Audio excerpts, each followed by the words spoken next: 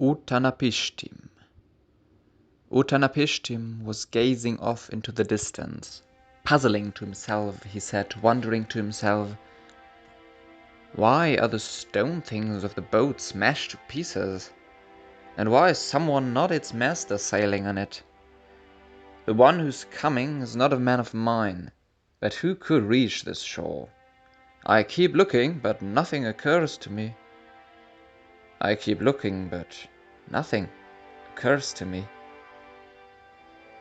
I keep looking, and I see a human being. Utanapishtim said to Gilgamesh, "Why are your cheeks emaciated, your expression desolate? Why is your heart so wretched, your features so haggard? Why is there such sadness deep within you? Why do you look like one who has been traveling a long distance, so that ice and heat have seared your face, and you roam the wilderness?" Gilgamesh spoke to Utanapishtim, saying, "Should not my cheeks be emaciated, my expression desolate? Should my heart not be wretched, my features not haggard? Should there not be sadness deep within me? Should I not look like one who has been traveling a long distance, and should I not roam the wilderness? My friend, who chased wild asses in the mountain, the panther of the wilderness.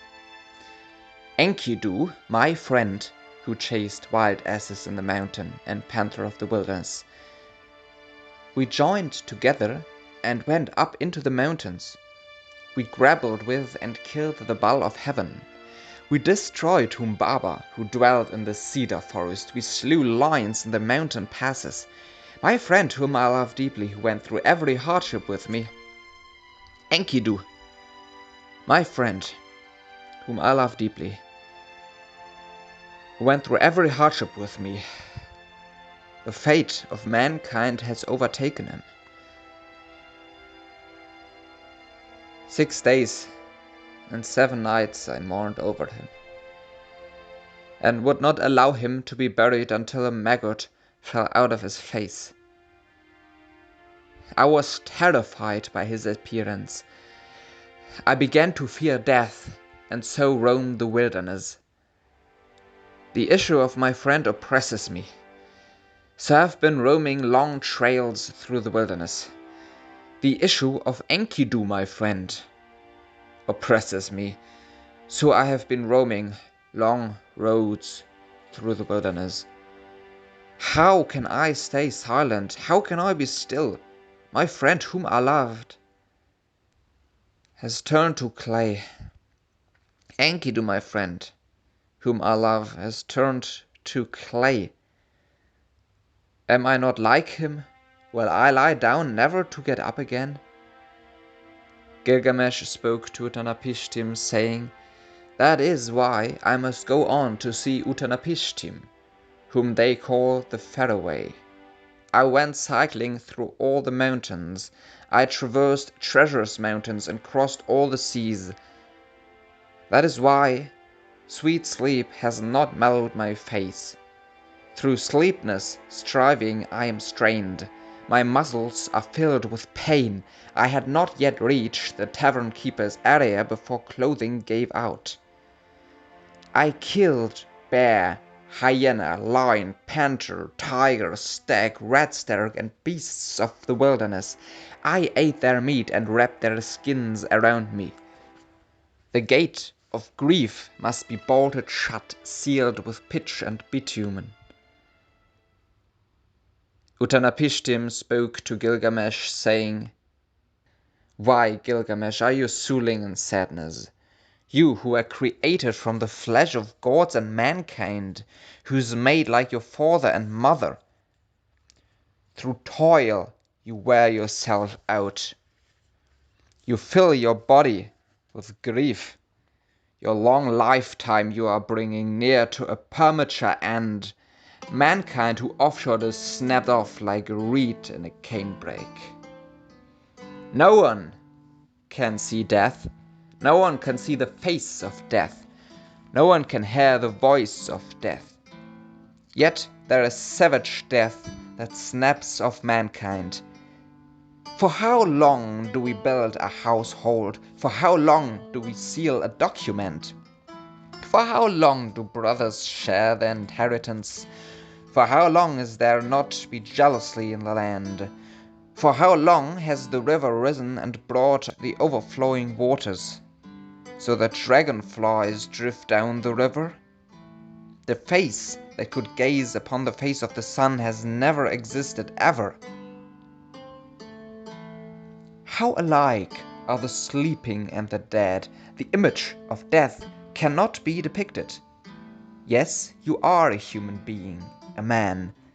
After Enlil has pronounced the blessing, the Anunnaki, the great gods, assembled. Momentum, but she who fashions destiny, determined destiny with them. They established death and life, but they did not make known the days of death.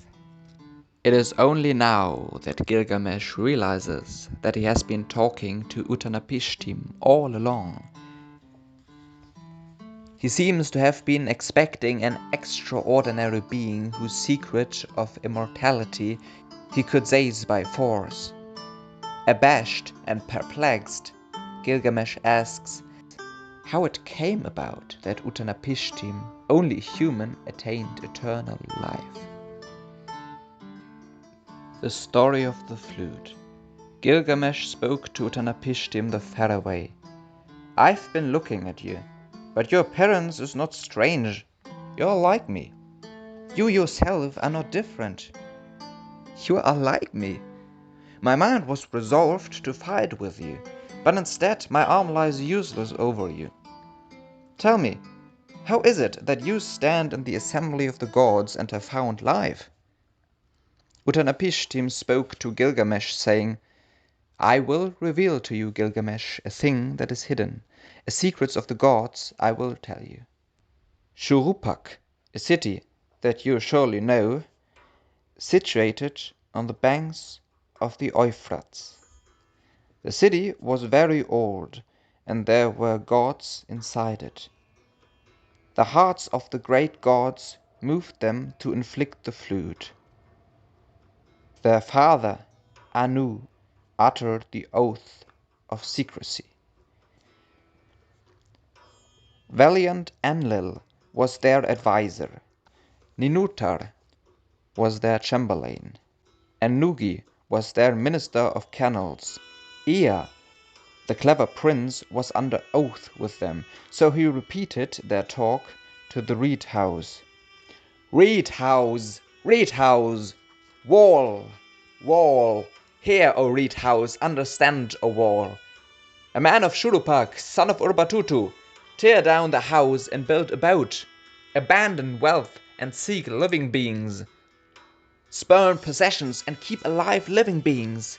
Make all living beings go up into the boat which you are to build.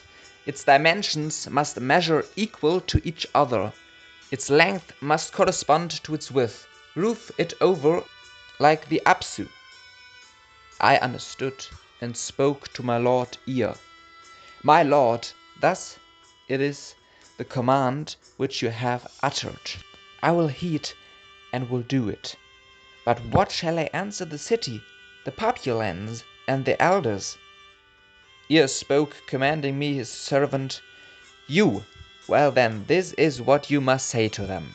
It appears that Enlil is rejecting me, so I cannot reside in your city, nor set foot on Enlil's earth. I will go down to the Apsu to live with my lord Ea, and upon you he will rain down abundance. A profusion of fowl, myriad fishes, he will bring you to a harvest of wealth. In the morning he will let loaves of bread shower down, and in the evening a rain of wealth. Just as dawn began to glow, the land assembled around me. The carpenter carried his hatchet, the reed worker carried his flattening stone, the child carried the pitch, the weak brought whatever else they needed. On fifth day I laid out her exterior. It was a field in the area, Its walls were each 10 times 12 cubits in height. The sides of its top were to equal length, 10 times 12 cubits each. I laid out its interior structure and drew a picture of it. I provided it with 6 stacks, thus dividing it into 7 levels. The inside of it I divided into 9 compartments. I drove blocks to keep out water in its middle part. I saw to the punting poles and laid in what was necessary. 3 times 3,600 units of raw bitumen I poured into the bitumen kiln. 3 times 3,600 units of pitch into it. There were 3 times 3,600 porters of casks who carried vegetable oil, apart from the 3,600 units of oil which they consumed, and 2 times 3,600 units of oil which the boatmen stored away. I butchered oxen for the meat, and day upon the day I slaughtered sheep. I gave the workmen ale, beer, oil, and wine, as if it were river water, so they could make a party like a New Year's festival, and I set my hand to the oiling. The boat was finished by sunset. The launching was very difficult. They had to keep carrying a runway of poles front to back, until 2/3 of it had gone into the water. Whatever I had, I loaded on it.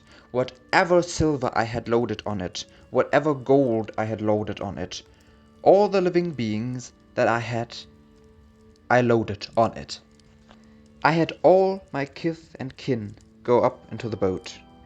All the beasts and animals of the fields, and the craftsmen I had go up.